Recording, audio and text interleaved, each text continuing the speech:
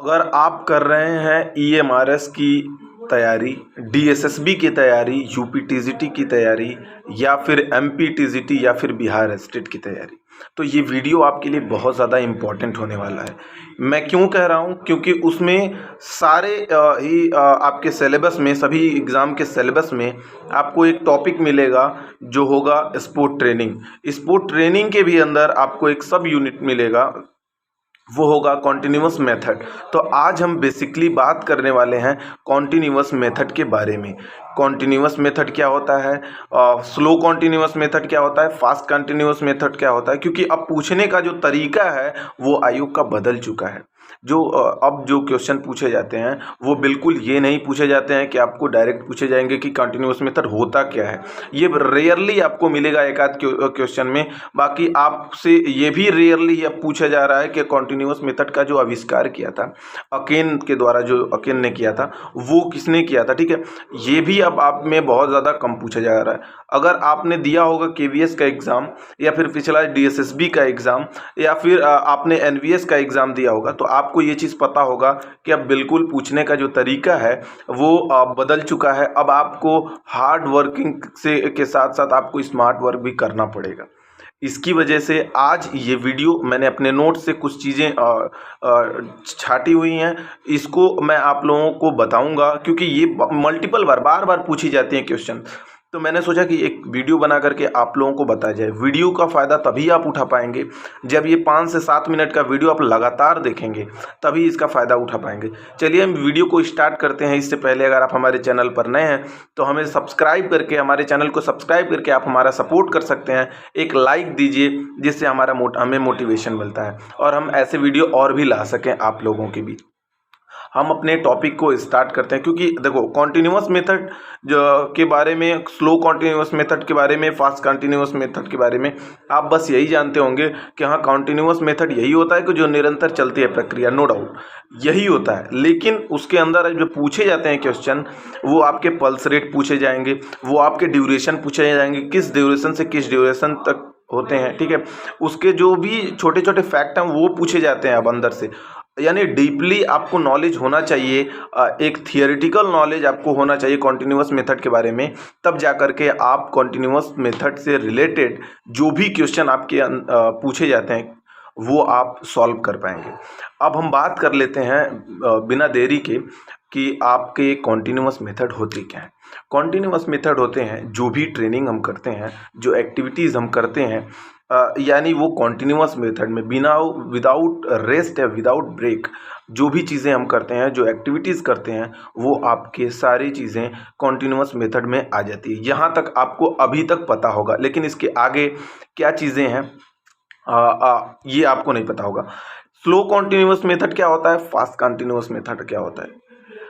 आपको एक चीज़ मैं बता दूं, केवीएस में डायरेक्ट क्वेश्चन पूछा गया था कि जो स्लो कॉन्टिन्यूअस मेथड का जो होता है वो आपके पल्स रेट कितना होता है, डायरेक्ट पूछा गया था। इंटरवल ट्रेनिंग का पल्स रेट कितना होता है, ऐसे पूछे जाते हैं क्वेश्चन। यानी कि आपको डेप्थ में जाना होगा, आपको डेप्थ की पढ़ाई करनी होगी, कॉन्सेप्ट समझना होगा।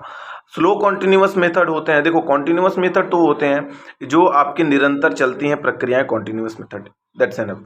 लेकिन अब जो स्लो कॉन्टिन्यूअस मेथड होता है वो आपके इसमें मंद गति से, यानी कि इसमें स्लो शारीरिक क्रिया करने का जो समय, इसमें टाइमिंग होता है वो 30 मिनट से 60 मिनट। यानी आपसे क्वेश्चन पूछे जा सकते हैं कि स्लो कॉन्टिन्यूअस मेथड के अंतर्गत आपकी जो ड्यूरेशन होती हैं वो कितने देर की होती हैं, 20 से 40, 40 से 50, 50 से 60 या 30 से 60 या 10 से 20, ऐसे करके पूछे जाते हैं, ठीक है। तो आप टिक लगाएंगे 30 से 60 मिनट का, इसका जो स्लो कॉन्टिन्यूअस मेथड का जो ड्यूरेशन होता है वो होता है। दूसरी चीज़ें, ये आपके जो ग्रुप वाले खेल होते हैं, ठीक है, ग्रुप खेलों के लिए ये 1 घंटा मतलब काफ़ी होता है, ठीक है।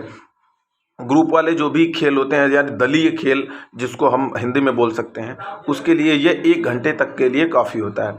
लेकिन समय इसका जो है वो 2 से 3 घंटा भी हो सकता है, because this is slow continuous method. ठीक है, इसमें मंद गति से सारी क्रियाएं होती हैं, यानी कि रेगुलरली होती हैं, कॉन्टिन्यूअस वे में होती हैं, लेकिन स्लो टाइप में होती हैं, धीरे धीरे होती हैं। दोस्तों ये वीडियो आपको लास्ट तक देखना होगा, तभी आपको सारी चीज़ें समझ में आएंगी। हमारे व्हाट्सएप ग्रुप से भी अगर आप जुड़ना चाहते हैं तो डिस्क्रिप्शन बॉक्स में लिंक है, जा करके आप जुड़ सकते हैं, फिजिकल एजुकेशन से जुड़े लोग।